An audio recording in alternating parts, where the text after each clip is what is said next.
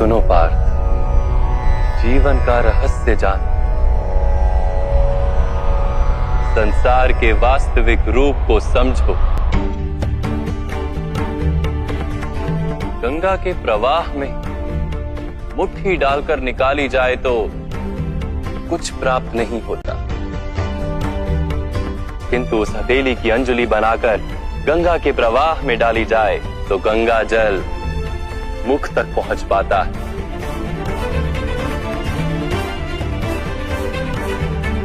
विचार करो पार्थ, अहंकार की मुट्ठी बांधी है या समर्पण की अंजलि बनाई है तुमने?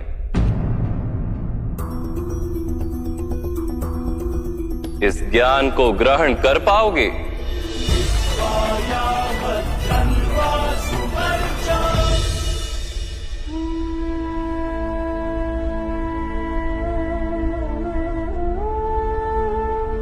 ये संसार क्या है पार्थ? मानव, दानव, पशु, पक्षी, जंतु, कीटक, मत्स्य, वृक्ष, ये सब कैसे बनते हैं? किन पदार्थों से इनका जन्म होता है? कैसे चलते हैं, कैसे जीते हैं? मृत्यु कैसे होती है इनकी? और मृत्यु के पश्चात क्या होता है?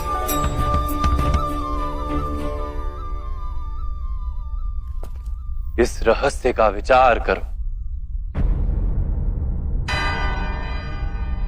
मनुष्य की देह मिट्टी से बनी है माधव। जल उसमें रक्त आदि बनकर प्रवाह करता है। अग्नि देह को तापमान देती है और देह में रिक्त स्थानों में आकाश प्रकट होता है। अर्थात धरती, वायु, जल, अग्नि और आकाश, इन पंच महाभूतों से ही शरीर का निर्माण हो। अर्थात महामहिम गुरु द्रोण पृथ्वी, जल, वायु, अग्नि और आकाश से अधिक कुछ भी नहीं। धर्म ज्ञानी भी पंच महाभूत का जोड़ है और अधर्मी भी।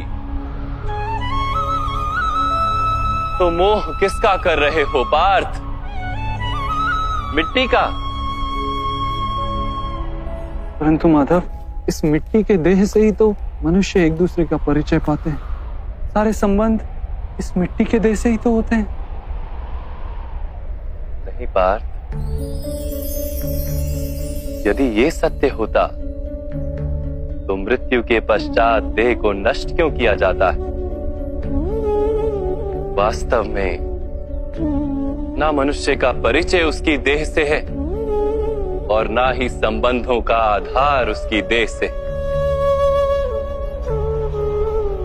मनुष्य का स्वभाव, उसके बर्ताव और उसके कार्य उसका परिचय।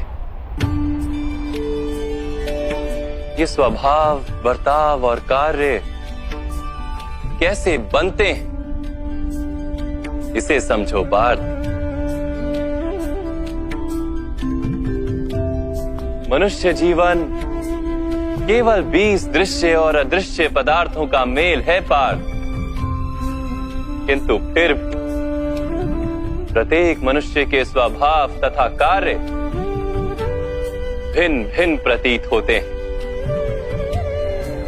इसका कारण है सृष्टि के 3 गुण, तमस, रजस और सत्व। ये 3 गुण क्या है माधव? तमस का अर्थ होता है अंधकार।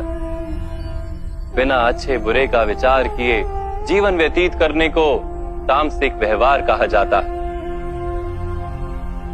जैसे पशु पक्षी जीते हैं केवल अपनी शारीरिक इच्छाओं को पूर्ण करने के लिए। सत्व का अर्थ होता है ज्ञान का प्रकाश। जब व्यक्ति प्रत्येक परिस्थिति में धर्म का, सत्य का और परंपराओं का विचार करके व्यवहार करता है, तब उसे सात्विक जीवन कहा जाता है। इन दोनों के मध्य में ऐसा व्यक्ति होता है जिसके पास ज्ञान तो है, पर शरीर और मन की इच्छाओं के साथ बंधा हुआ भी है, ऐसा मनुष्य रजस अर्थात अहंकार पूर्ण मनस्थिति के साथ जीता है। तमस, रजस तथा सत्व गुणों के अधिक या कम मात्रा के मेल से ही मनुष्य का स्वभाव बनता है।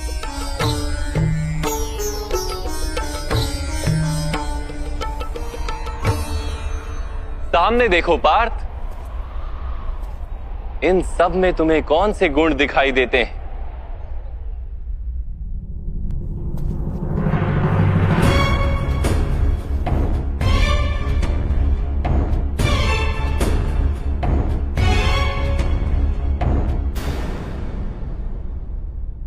युवराज दुर्योधन धर्म जानते हैं, परंतु वहन नहीं करते।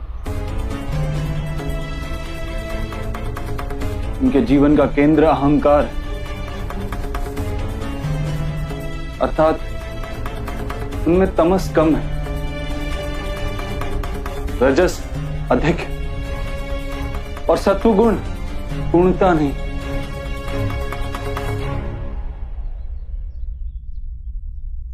और इस ओर राजकुमार दुशासन, इन्होंने सदैव अपने ज्येष्ठ भ्राता का आदेश माना बिना विचार के, अर्थात इनमें केवल तमस। महामहिम को भी देखो पार्थ, तत्व के साथ तमस का मेल है, अहंकार नहीं, किंतु पुरातन धर्म, पुरानी परंपराओं और प्रण के साथ बंधे, आवश्यकता होने पर भी अपना प्रण नहीं तोड़ सकते।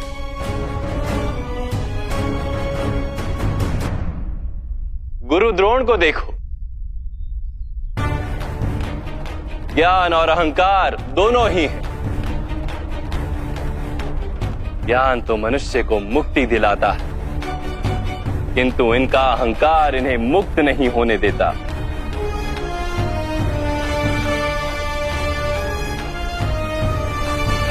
परंतु माधव,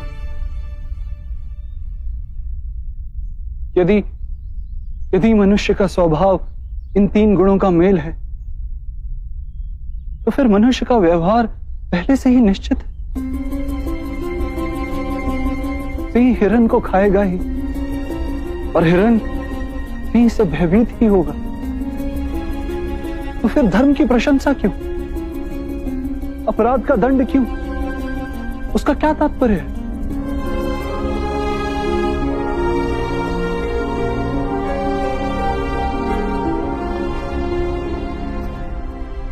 उत्तम प्रश्न है पार्थ, किंतु पहले मनुष्य क्या है ये तो जान लो।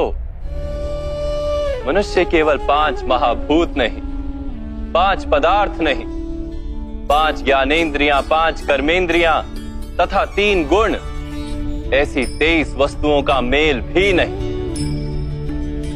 मनुष्य को चलने फिरने तथा कार्य करने हेतु शक्ति की आवश्यकता होती है, और उस शक्ति को चेतना कहते हैं। तो क्या माधव, मनुष्य इसकी चेतना है?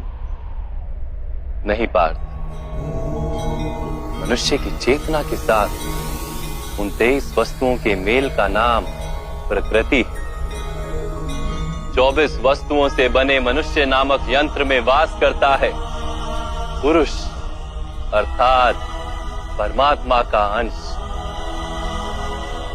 उसे आत्मा कहा गया है। जब प्रकृति और पुरुष का मेल होता है, अर्थात जब परमात्मा का अंश आत्मा बनकर देह में वास करता है, तब मनुष्य जीवित होता है। यह आत्मा क्या है माधव, और इसे जानने का क्या उपाय? मनुष्य जैसे रथ का उपयोग करता है, वैसे ही आत्मा शरीर नाम के इस यंत्र का उपयोग करती है। शरीर के माध्यम से शरीर के सुख दुख का उपभोग करती है, किंतु आत्मा शरीर नहीं पार्थ। शरीर का नाश किया जा सकता है, किंतु आत्मा का नाश नहीं किया जा सकता। नैनं छिन्दन्ति शस्त्राणि नैनं दहति पावका न चैनं क्लेदयन्त्यापो न शोष्यति मारुता। आत्मा ना शस्त्रों से छेदी जा सकती है और ना ही अग्नि से जलाई जा सकती है। न जल उसे निर्बल कर सकता है और ना ही पवन उसे सुखा सकती है। आत्मा शरीर में रहते हुए भी अमर है। न हन्यते हन्यमाने शरीरे पार्थ। शरीर की हत्या की जा सकती है, किंतु आत्मा की हत्या नहीं की जा सकती। आत्मा तो सर्वव्यापी है, अचल है, स्थिर है, सनातन है। पुराना वस्त्र त्याग कर जैसे मनुष्य नया वस्त्र धारण करता है, वैसे ही आत्मा पुराना शरीर छोड़कर बार बार नया शरीर धारण करती है। परंतु माधव, मैं तो जगत का अनुभव अपने शरीर के माध्यम से ही करता हूं। स्वयं को देह न जानकर मैं आत्मा कैसे जान सकता हूं? स्वयं को आत्मा के रूप में जानना असंभव भी नहीं पार्थ। अंध भी जीते हैं, गूंगे भी जीते हैं, जिनके पास हाथ पैर नहीं होते वो भी जीते हैं। स्पष्ट कि शरीर मनुष्य नहीं, जिसकी चेतना चली जाती है, जिसे मूर्छा आ जाती है, वो भी जीवित रहता है। इसलिए स्पष्ट है कि मनुष्य का चेतन तत्व वो भी शरीर नहीं। इसी प्रकार जो व्यक्ति अपने भीतर खोज करता है, मैं इंद्रियां नहीं, शरीर नहीं, भावनाएं नहीं, विचार नहीं, ज्ञान भी मैं नहीं, जो ये समझता जाता है, वो अंत में स्वयं को आत्मा के रूप में जान ही लेता है।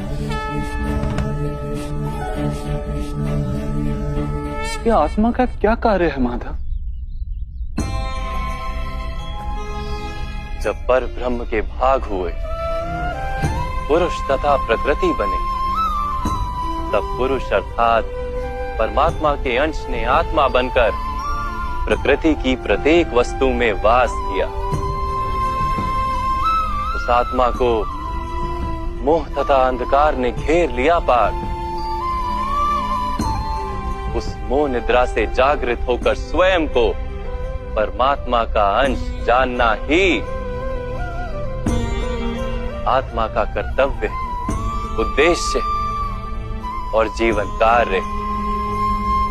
परंतु माधव, यदि हर आत्मा परमात्मा का अंश है, तो क्या उन्नति और अवगति स्वयं परमात्मा कर रहे? जिस प्रकार कीचड़ में पड़ा रत्न चमकता नहीं, वैसे ही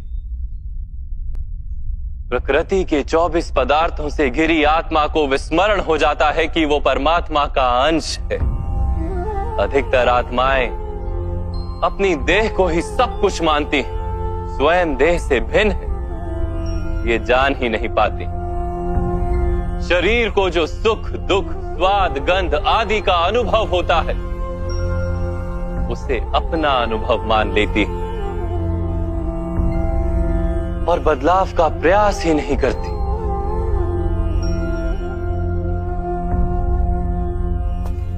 जो आत्माएं बदलाव का प्रयत्न नहीं करती, निरंतर अधर्म करती रहती हैं, उन्हें जागृत करने के लिए दंड देना अनिवार्य है।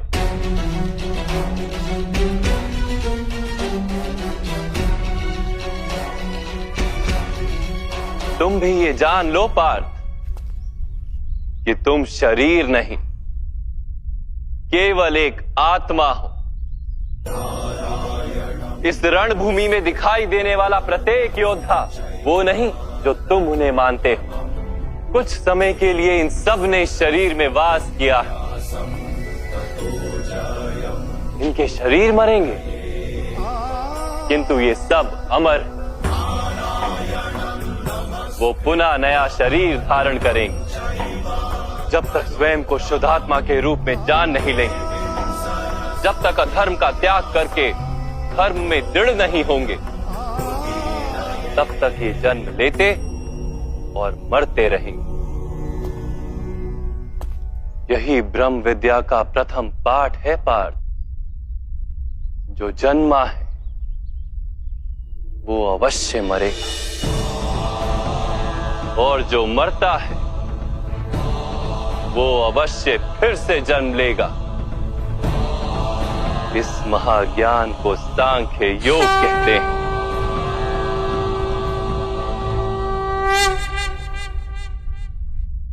धर्म और अधर्म क्या है माधव? जिस मार्ग पर चलकर मनुष्य स्वयं को आत्मा के रूप में देखता है, परमात्मा के अंश के रूप में स्वयं को जानता है, उस मार्ग को धर्म कहते हैं।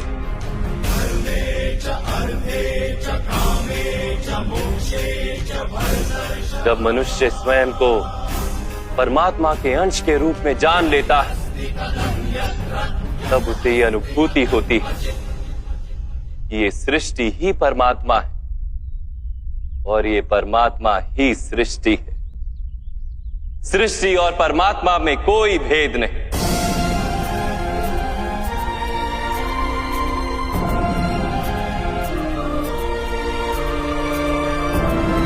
जो मनुष्य ये जान लेता है, वो दूसरे मनुष्यों और प्राणियों की ओर निर्दयी और कठोर नहीं होता।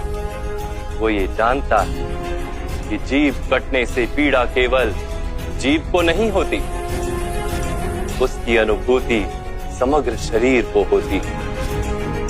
वैसे एक मनुष्य को पीड़ा होती है तो समग्र संसार उस पीड़ा का अनुभव करता है। जब तक संसार में एक मनुष्य भी पीड़ित है, तब तक वास्तव में किसी का भी सुख संपूर्ण नहीं। जानने पर मनुष्य का मन करुणा से भर जाए, उसे धर्म कहते हैं। जब किसी पर तमस गुण छाया होता है, तो वो दूसरों के प्रति कठोर, निर्दयी और स्वार्थी हो जाता है। अपने माने हुए सुख के लिए वो दूसरों को दुख देता है। परमात्मा की ओर गति नहीं हो पाती उसकी, अर्थात अधर्म परमात्मा से दूर ले जाने वाले मार्ग का नाम है। अर्थात अधर्म तो अज्ञान का दूसरा नाम। तो फिर अज्ञानी के प्रति तो दया होनी आवश्यक है ना? दंड का क्या तात्पर्य है?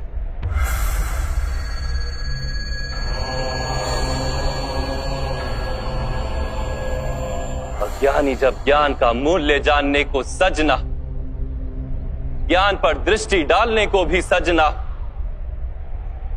तब दंड ही दया है।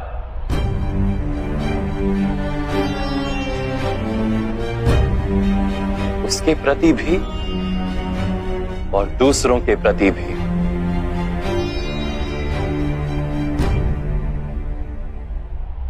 सृष्टि की गति सदा ही परमात्मा की ओर हो, यह अनिवार्य है। किंतु कभी कभी ऐसी स्थिति उत्पन्न हो जाती है कि अज्ञान, मोह और अधर्म बढ़ जाता है। संसार से धर्म लुप्त हो जाने का भय उत्पन्न हो जाता है। संसार से जब धर्म लुप्त हो जाता है, करुणा भी नष्ट हो जाती है और सत्य भी नष्ट हो जाता है। आने वाली पीढ़ियों को धर्म प्राप्त हो सके, इसके लिए आज अधर्मियों का नाश करके धर्म की पुनः स्थापना करना अनिवार्य है।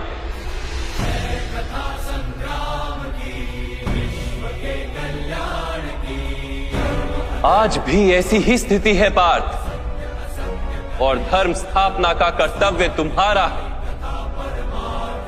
इसलिए निर्बलता का त्याग करो और इस युद्ध के लिए सज हो जाओ, और इस युद्ध के लिए सज हो जाओ, और इस युद्ध के लिए सज हो जाओ।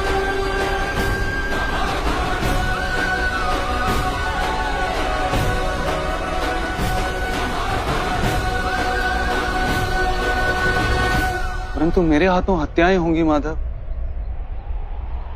मेरे कारण किसी के प्राण जाएंगे तो मेरे अंतर की करुणा का नाश नहीं हो जाएगा? और यदि धर्म का आधार करुणा है तो क्या मेरी आत्मा धर्मी नहीं हो जाएगी?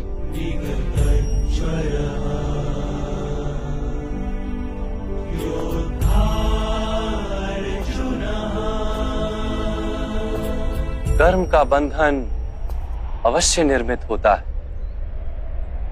किंतु कार्य का बंधन निर्मित नहीं होता पार्थ। तुम्हें कर्म और कार्य के बीच क्या भेद है, ये जानना आवश्यक है। सभी कर्म कार्य हैं, किंतु सभी कार्य कर्म नहीं। कर्म उस कार्य को कहते हैं जिसके साथ फल की आशा जुड़ी है। मनुष्य जब भी सुख की, संपत्ति, प्रशंसा की आशा रखकर कोई कार्य करता है तो वो उस कार्य के फल से बंध जाता है। जब किसी कर्म को फल की आशा से किया जाए तो उसे सकाम कर्म योग कहते हैं, और जब किसी कर्म को बिना किसी फल की आशा से किया जाए तो उसे निष्काम कर्म योग कहते हैं। इसी कारण से उसे बार बार जन्म लेना पड़ता है। वास्तव में मनुष्य को कोई कर्म नहीं बांधता, कर्म से जुड़ी आशाएं उसे बांधती। वो कैसे माधव? यदि इस युद्ध में तुम्हें विजय होने की आशा है तो पराजित होने पर तुम्हें भीषण दुख होगा, और वो दुख तुमसे कोई अन्य कार्य करवाएगा जिसके लिए तुम्हें दूसरा जन्म लेना पड़ेगा। और यदि तुम विजयी हुए तो तुम्हारा अहंकार बढ़ेगा, और वो अहंकार तुम्हें विश्व विजय के लिए प्रेरित करेगा, तुमसे हत्याएं करवाएगा, और उसका पाप तुम्हें बांधेगा। विचार करो, यदि तुम्हें इस युद्ध में ना विजय का मोह और ना पराजय का भय, तो इस युद्ध के अंत में तुम्हें सुख प्राप्त होगा या दुख प्राप्त होगा? ना सुख माधव और ना ही दुख। अर्थात तुम्हारा सुख, दुख, हताशा, निराशा, अहंकार युद्ध के कारण नहीं है। युद्ध के साथ तुमने जो आशाएं बांधी हुई हैं उसके कारण। क्या ये सत्य नहीं है पार्थ?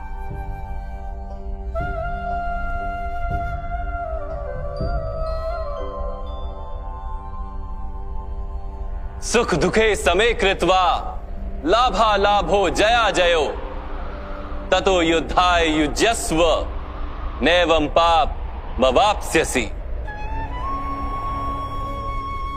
अर्थात सुख दुख को समान मानकर लाभ हानि जय पराजय का विचार किए बिना यदि तुम युद्ध करोगे कौन्तेय, तो तुम पाप के भागी नहीं बनोगे।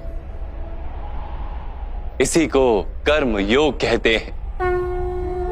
जो सांख्य का ज्ञान प्राप्त कर लेता है वो ये जान लेता है कि वो शरीर नहीं, केवल एक आत्मा है।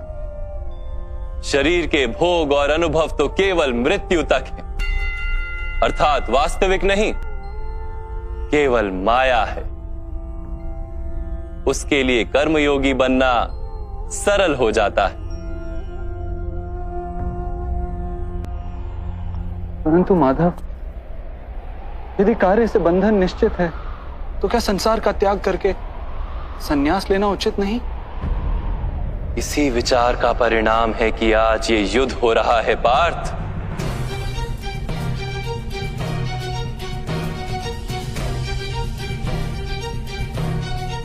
विचार करो, जब सत्व गुण से भरे धर्म को जानने वाले लोग कर्मों का त्याग करते हैं, तब अधर्म से भरे लोग ही संसार को चलाते हैं।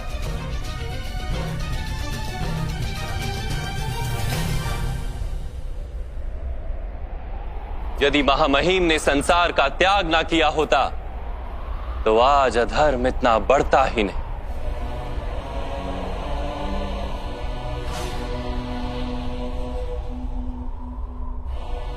और तुम्हारे पिता ने यदि संन्यास ना लिया होता तो आज भ्राता युधिष्ठिर सुख से राज कर रहे होते।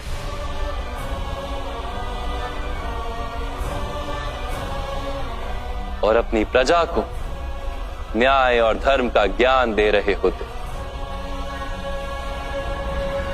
किंतु दुखदायक बात तो यह है पार्थ कि सत्वगुण से भरे मनुष्य ही संसार को लाभ दे सकते हैं, किंतु वो ही संन्यास का विचार करते हैं। जैसे जल तो भाप बनकर उड़ जाता है और कीचड़ कीचड़ वहीं पड़ा रहता है, वैसे सत्वगुणी सज्जन लोग तो संसार का त्याग कर देते और तमस से भरे अधर्मी लोग संसार में कार्य करते हैं।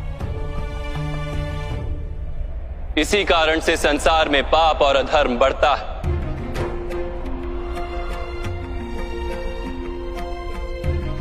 किंतु कर्मयोग इस विचित्र स्थिति से सारे संसार का रक्षण करता है। कर्मयोगी फल की आशा का त्याग करता है, किंतु कर्मों का त्याग नहीं करता। वो इसी संसार में रहता है, सन्यासी की भांति सारे कार्य करता है, किंतु उनमें लिप्त नहीं होता। कर्मयोगी अपनी संतानों से, स्वजनों से, अपनी प्रजा से कोई अपेक्षा या आशा नहीं रखता। स्वयं उसे संन्यास का लाभ होता है, किंतु समाज को संसारी की भांति लाभ देता है। मनुष्य अपनी संतानों के सुख के लिए श्रम करता है माधव। अपनी संतान से सुख की अपेक्षा कैसे न रखे? मनुष्य अपनी संतानों के लिए जो भी करता है वो व्यापार है या प्रेम पार्थ? प्रेम माधव। तो फिर अपने कार्यों के प्रति फल की इच्छा क्यों पार्थ? भविष्य का लाभ तो व्यापार में देखा जाता है, प्रेम में नहीं। जो मनुष्य अपनी संतानों का चरित्र निर्माण उचित रूप से करता है, संतानों को प्रेम और धर्म के संस्कार देता है, उसकी संतानें भी मनुष्य को प्रेम और सुरक्षा अवश्य देती। संतानों के कर्म, स्वजनों के व्यवहार उनके कर्म है पार्थ, और जब उनके कर्मों पर हमारा कोई अधिकार नहीं होता तो उनसे आशाएं और अपेक्षाएं रखने का क्या प्रयोजन? यदि गहन विचार करोगे पार्थ तो शीघ्र ही ये जान लोगे कि जीवन में ऐसा कोई कार्य नहीं है जिसके साथ आशाएं और अपेक्षाएं जोड़ना अनिवार्य हो। जब सृष्टि ही परमात्मा है और मनुष्य स्वयं परमात्मा का अंश है तो सारे कार्य परमात्मा ही करते हैं, मनुष्य स्वयं कुछ नहीं करता। यही कर्मयोग का मूल सिद्धांत है पार्थ।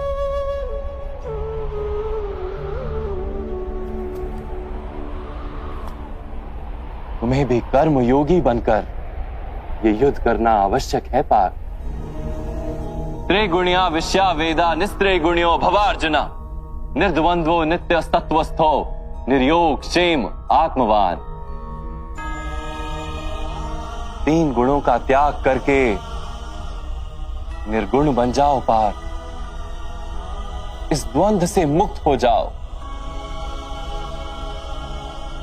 सदा सत्व अर्थात परमात्मा में बुद्धि लगाकर कर्तव्य का वहन करते रहो।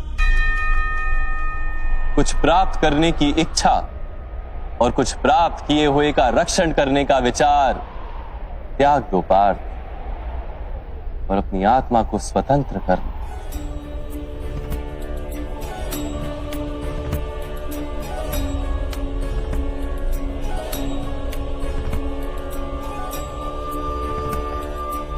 स्मरण रहे पार्थ, कर्मण्यवाधिकारस्ते मा फलेषु कदाचन मा कर्म फल हेतुर्भू मा ते संगोस्त्व कर्मणि।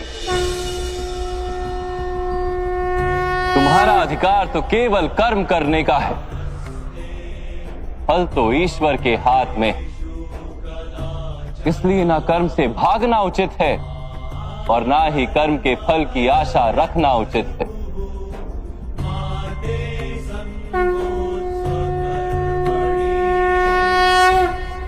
जो फल का त्याग कर दे परंतु कर्म का त्याग ना करे, ऐसे कर्म योगी को कैसे जाना जा सकता है माधव? विश्या विनिवर्तन्ते निराहारस्य देहिनः रसवर्जम रसोप्यस्य परम दृष्ट्वा निवर्तते। सुनो पार्थ, जो स्वाद से छूटने के लिए भोजन का ही त्याग कर देता है, वास्तव में उसके मन से स्वाद की लालसा कभी जाती ही नहीं। उसे दोहरी हानि होती है। एक तो वो निर्बल हो जाता है, जिसके कारण परमात्मा को प्राप्त करने का जो प्रयत्न अनिवार्य है उसे वो नहीं कर पाता, और दूसरा सदा ही उसका मन स्वाद की लालसा से भरा रहता है। इसलिए भोजन का त्याग करने से उत्तम है स्वाद की लालसा का ही त्याग कर दिया जाए। कर्मयोगी अपने मन की सारी लालसाओं को खींच लेता है, जीवन को कर्तव्य मानकर कार्य अवश्य करता है, किंतु उन कार्यों से जुड़ता नहीं। और बात, जो व्यक्ति अपने कार्यों से आशाएं और इच्छा नहीं रखता, उसी के कार्य पूर्ण होते हैं।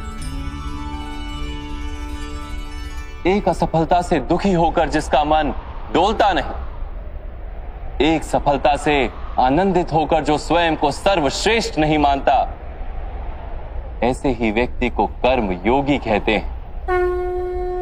और ऐसा व्यक्ति जीवन में बार बार सफल होता है।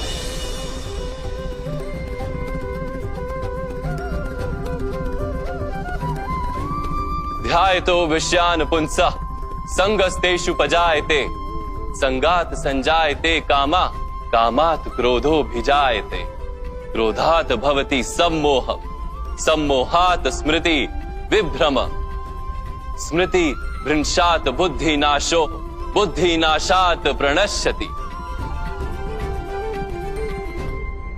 फल की आशा से कामना प्रकट होती है, और कामना का तो स्वभाव है असंतुष्ट रहना। असंतोष से क्रोध उत्पन्न होता है, और क्रोध से मोह जन्मता है। मोह के कारण व्यक्ति आचार और व्यवहार का ज्ञान ही भूल जाता है।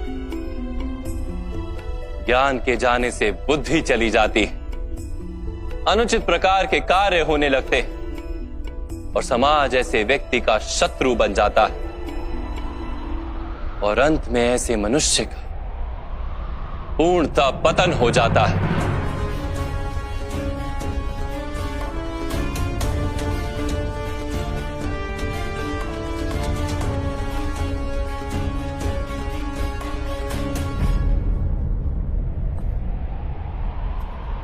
जैसे भ्राता दुर्योधन, उनके सेनापति महामहिम उनके ही शत्रु हैं, और तुम्हें विजय का आशीर्वाद दिया।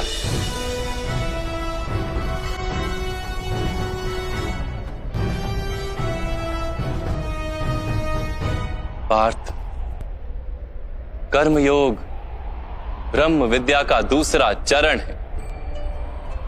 परमात्मा में अपनी बुद्धि स्थिर करो, स्वयं को आत्मा जानो, मिथ्या बंधनों से मुक्त हो जाओ,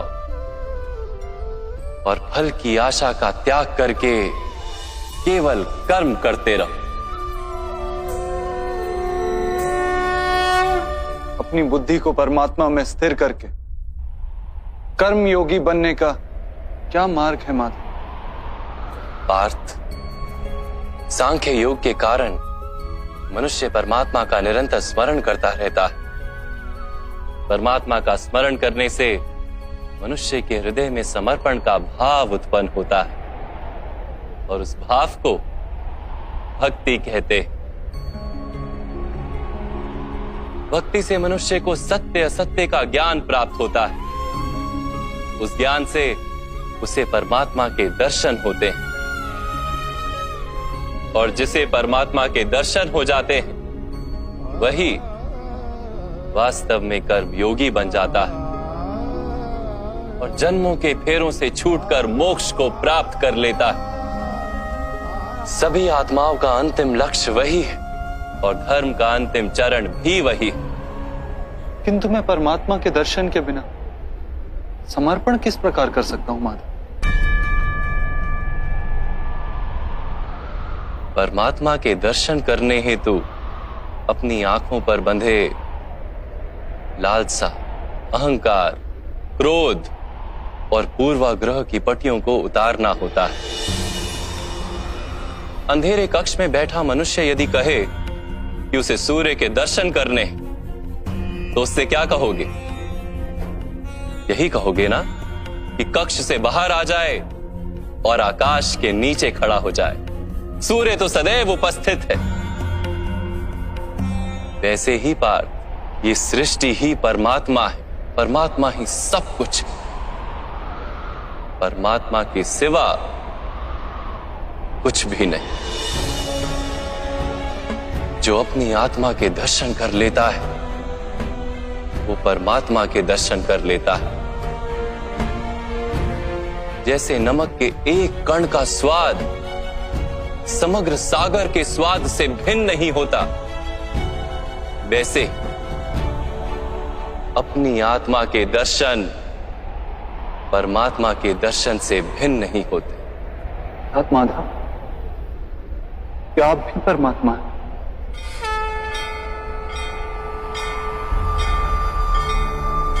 हाँ पार्थ, मैं परमात्मा। जैसे तुम भी परमात्मा,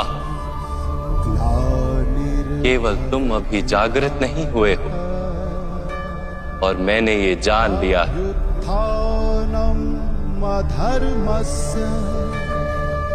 तदात्मानं सृजाम्यहम्। माधव, आपके प्रति समर्पण ईश्वर के प्रति समर्पण क्यों नहीं हो सकता? अवश्य, मेरे प्रति समर्पण ही परमात्मा के प्रति समर्पण है। सर्वधर्मान् परित्यज मामेक शरणं व्रज। सारे जगत का त्याग करके मेरी शरण में आ जाओ पार्थ।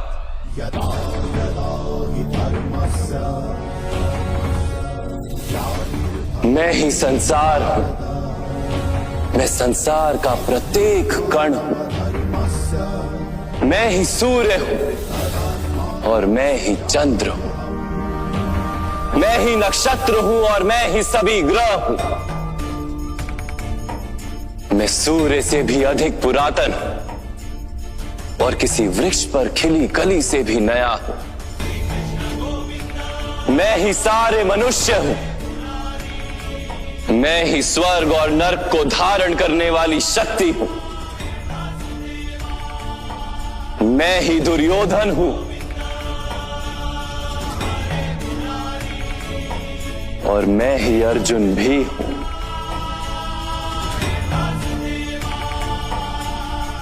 वो कैसे संभव है माधव? आपका जन्म तो बहुतों ने अपने जीवन काल में देखा है।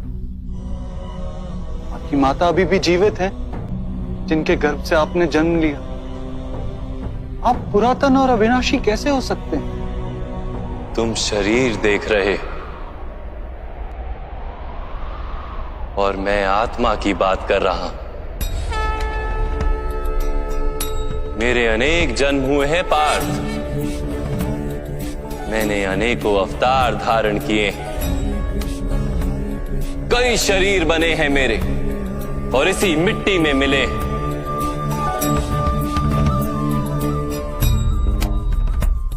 और आगे भी मैं बार बार जन्म लूंगा।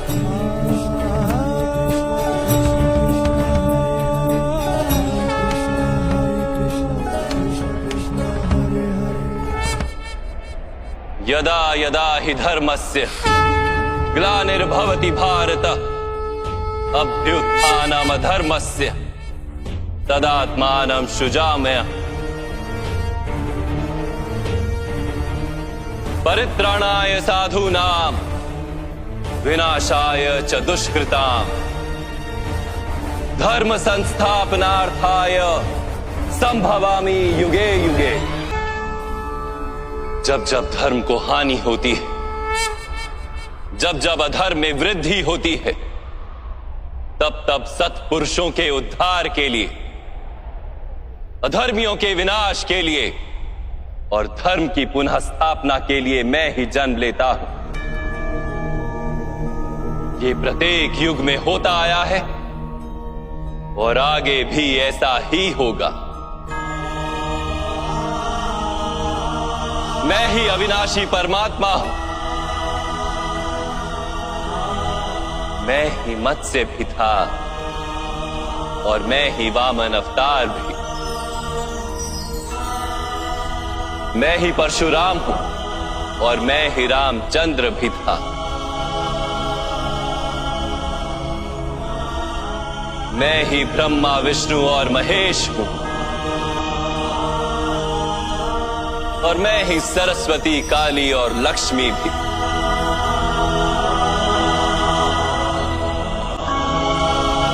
मैं ना पुरुष हूं, ना स्त्री हूं और ना ही नपुंसक।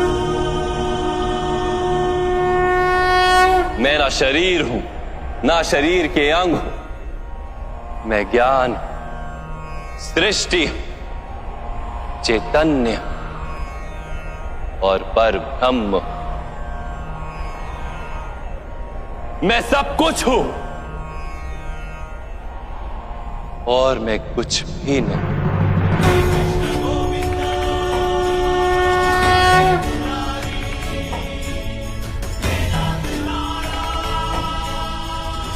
ऐसा प्रत्येक युग में हुआ है और आगे भी ऐसा ही होता रहेगा।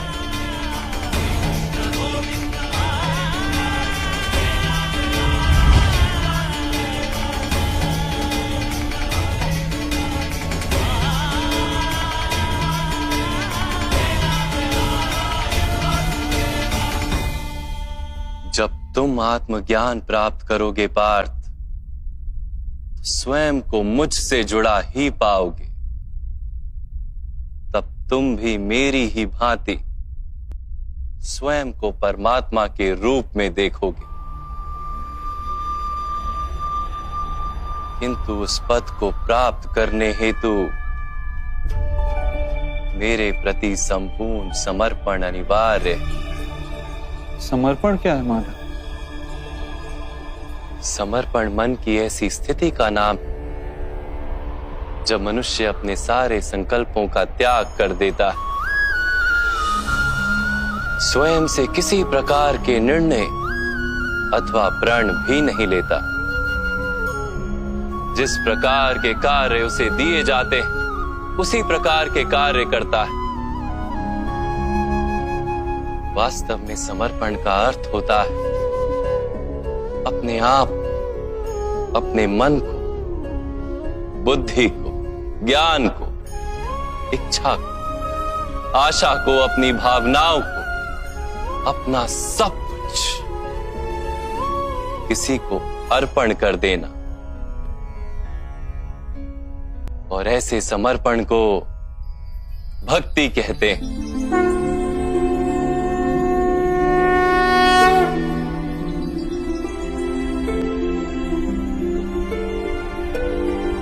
पत्नी का समर्पण पति की ओर होता है, एक योद्धा का समर्पण सेनापति की ओर होता है। एक शिष्य के हृदय में गुरु भक्ति होती है। क्या ये सारी भक्तियां एक समान? क्या सबको ईश्वर की प्राप्ति होती है? नहीं पार्थ, मनुष्य जिसके प्रति समर्पित होता है उसी के रूप में ढलने लगता है। उसके मन में कोई संदेह, कोई प्रश्न जन्म नहीं लेता। किसी दुष्ट के प्रति समर्पण उस मनुष्य के कार्यों को दूषित कर देता है।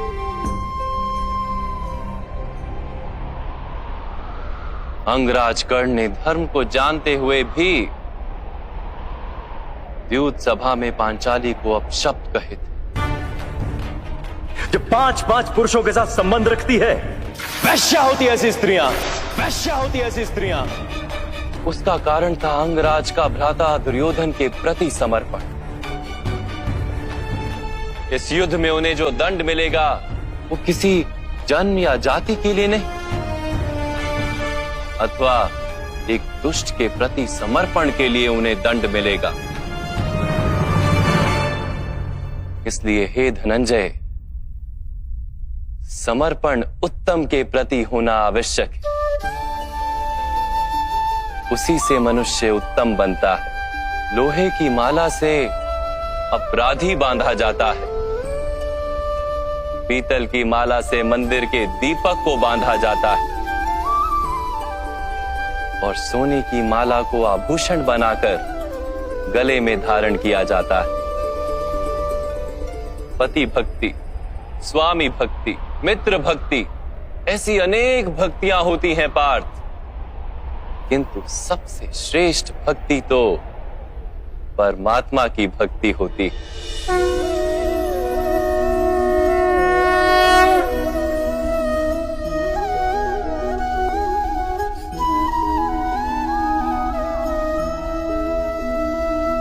किंतु परमात्मा की भक्ति का सांख्य अथवा कर्म योग से क्या संबंध है? सांख्य योग के कारण मनुष्य स्वयं को आत्मा के रूप में जानता है। कर्म योग से वो जीवन के बंधनों से छूट जाता है, और भक्ति के कारण मनुष्य को परमात्मा के वास्तविक रूप का ज्ञान होता है। परमात्मा के ज्ञान से मनुष्य जन्म मरण के फेरों से छूटकर सच्चिदानंद स्वरूप को प्राप्त कर लेता है। परमात्मा में समाकर स्वयं परमात्मा हो जाता है। जैसे जल की छोटी सी बूंद जब सागर में मिलती है तो स्वयं सागर बन जाती है। अर्थात इस शरीर का कोई महत्व ही नहीं है माधव। अवश्य महत्व है पार्थ। शरीर के माध्यम से ही मनुष्य को परमात्मा का साक्षात्कार होता है। मृत्यु और नए जन्म के बीच के समय में आत्मा के ज्ञान में वृद्धि नहीं हो पाती। इस जन्म में प्राप्त अनुभव, ज्ञान, विचार और अभ्यास को लेकर आत्मा नया शरीर धारण करती है। आत्मा की प्रगति और अधोगति शरीर में रहकर ही संभव है।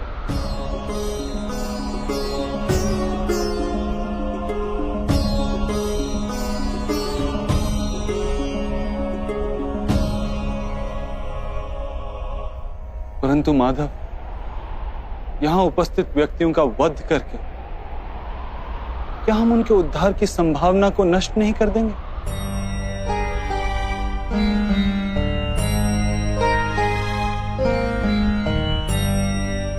तुम्हारे शत्रु धर्म की मर्यादा को तोड़ चुके हैं पार्थ। अधर्म ही उनका स्वभाव बन गया है। उनका उद्धार अब असंभव है।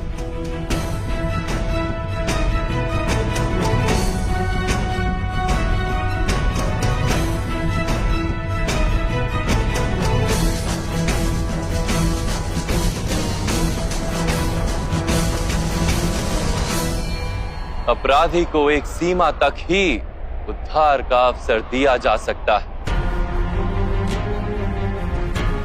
मैंने शिशुपाल के 99 अपराधों को क्षमा किया था, किंतु 100 अपराधों के पश्चात उसे दंड देना आवश्यक था। अपराधी को यदि अपराध करने दिया जाए तो उसका अधिक से अधिक पतन होता है।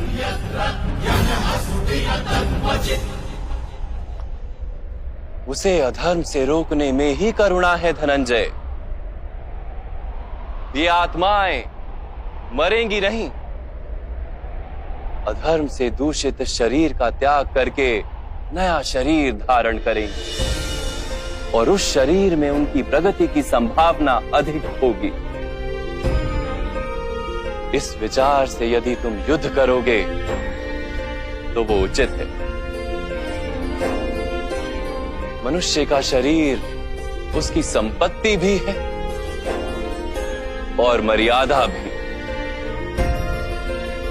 धर्म के मार्ग पर प्रवास करने वाला मनुष्य अपने शरीर को शुद्ध करता है और उसके माध्यम से आत्मा का साक्षात्कार करता है। इसी को क्षेत्र क्षेत्रज्ञ संबंध कहा गया है। मैं इसका तात्पर्य नहीं जान पाया माधव। जब मनुष्य ये जान लेता है कि उसका शरीर एक भूमि का टुकड़ा है अर्थात क्षेत्र है और वो उस शरीर में रहने वाला, उस शरीर को समझने वाला अर्थात क्षेत्रज्ञ है, तब वो शरीर के माध्यम से अपनी प्रगति साध पाता है। आत्मा शरीर में रहकर 3 गुणों का समतोलन करती है, तमस को घटाकर सत्व को बढ़ाने का उपाय करती है और ईश्वर की भक्ति करके परमात्मा के साथ एक हो जाती है। भक्ति कैसे की जाती है माधव? क्या समर्पण ही भक्ति नहीं? नहीं पार्थ, समर्पण तो भक्ति का प्रथम चरण है। वास्तव में भक्ति किसी कार्य का नाम नहीं, वो तो केवल मनस्थिति का नाम है। आवश्यक है कि मनुष्य जब तब यज्ञ याग यम नियम योग और स्वाध्याय के माध्यम से अपने अंतर को शुद्ध करे और परमात्मा के प्रति समर्पित रहे। मनुष्य अपने सारे कार्य, सभी कार्यों के फल, अपने जीवन का प्रत्येक श्वास परमात्मा को समर्पित करता रहे। यदि भक्ति केवल मन की स्थिति तो जब तब आदि का क्या महत्व है मान?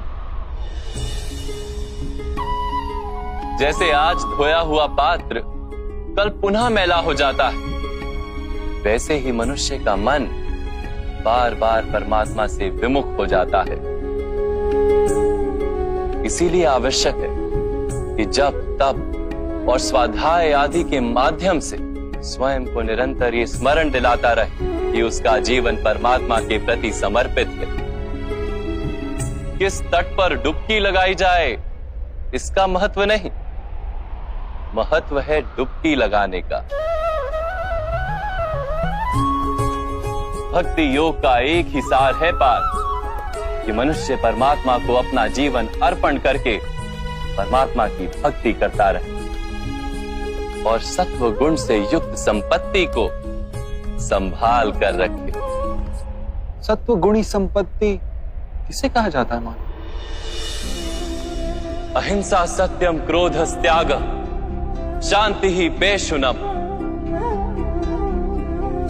दया भूतेष्व लोलुप्त्वम मार्दवम वीर चापलम तेज क्षमा धृति शोचम द्रोहो नातिमानिता भवन्ति संपदम देवी अभिजातस्य भारत।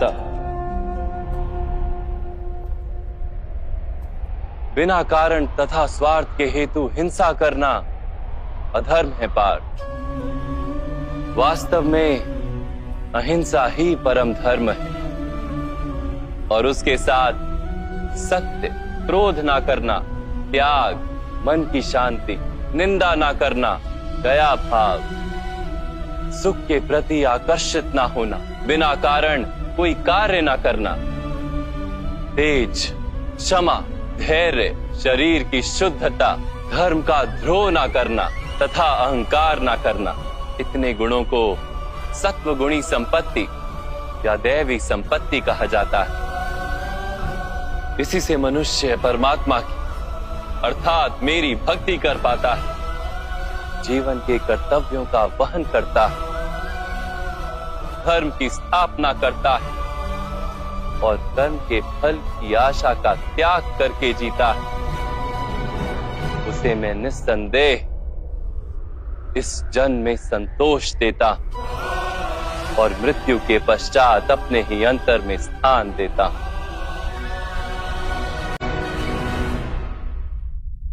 आपका रूप कैसा है माधव?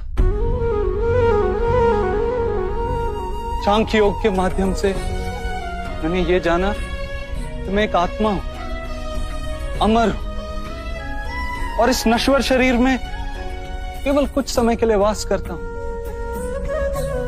कर्मयोग के माध्यम से मैंने ये जाना कि जो फल की इच्छा का त्याग कर केवल कर्म करता है,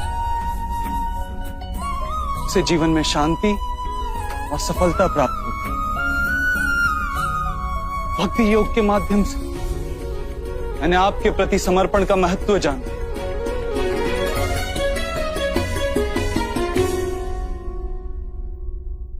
परंतु माधव, आपने कहा था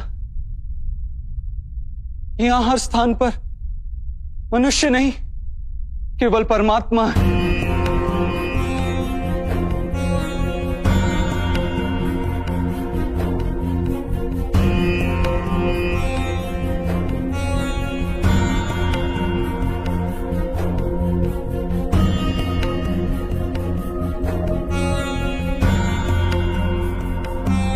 किंतु अब भी मुझे यहां केवल मनुष्य दिखाई दे रहे, केवल मनुष्य माधव।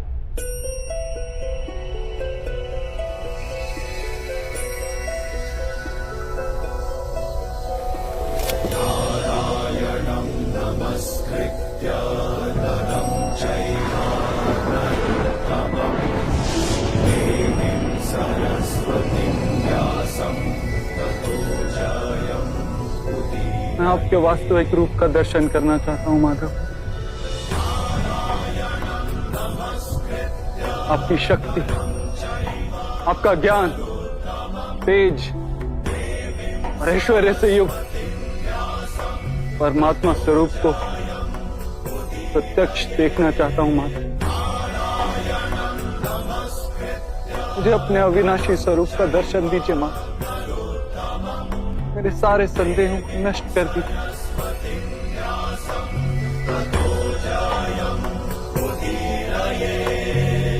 मुझे दर्शन दीजिए मां।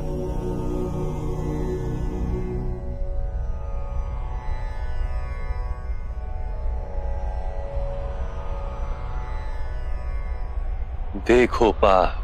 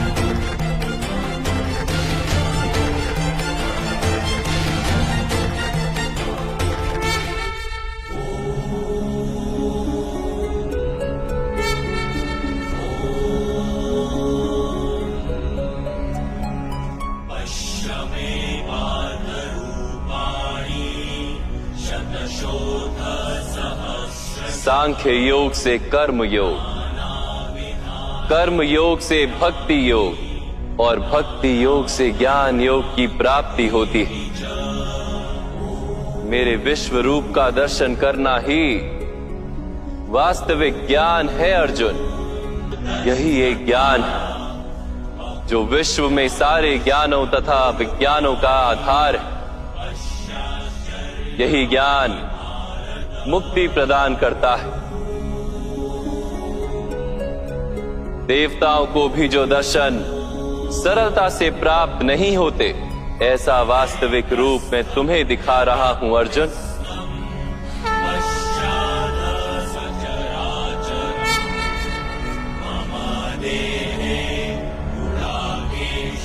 मैं ही इस पृथ्वी के कण कण में वास करता हूं और ये पृथ्वी, सूर्य, चंद्र, नक्षत्र और तारा मंडल मेरे भीतर वास करते हैं।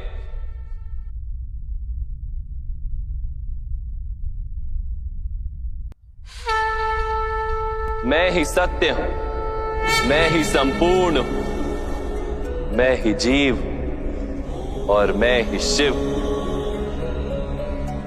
अक्षरों में आकार, वेदों में सामदेव, देवों में इंद्र, प्राणियों में चेतना, यक्षों में कुबेर, रुद्रों में शंकर,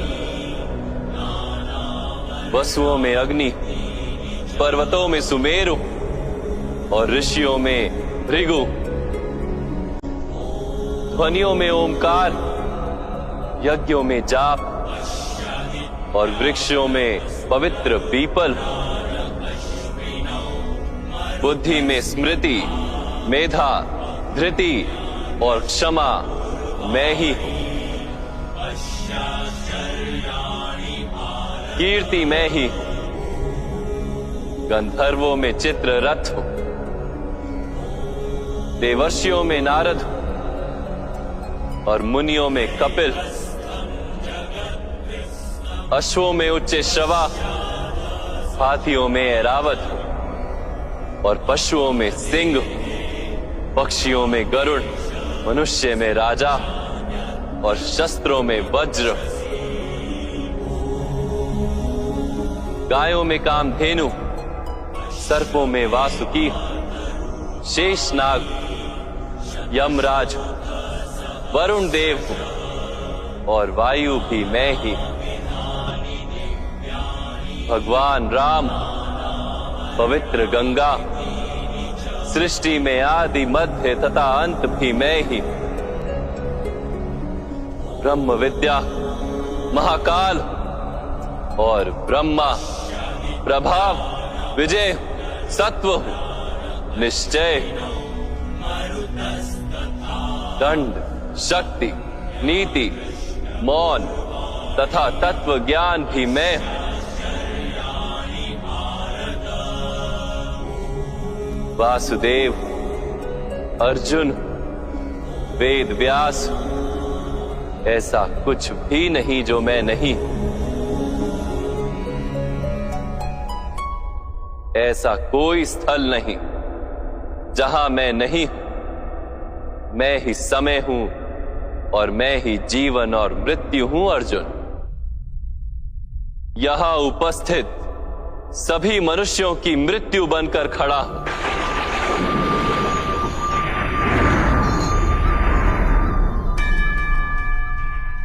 तुम यदि शस्त्र नहीं उठाओगे तब भी मैं इन सब का वध कर दूंगा। इसलिए मोह का त्याग करो और अपने कर्तव्य को देखो। धर्म का भार उठाओ, गांडीव उठाकर शरसंधान करो।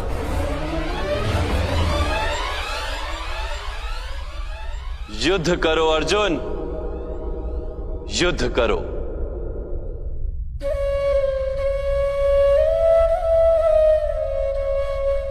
हे माधव, हे मधुसूदन, आज मेरे सारे संदेहों का नाश हो गया।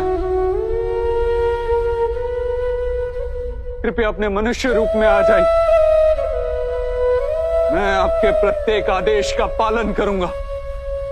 करिष्य वचनम तवा।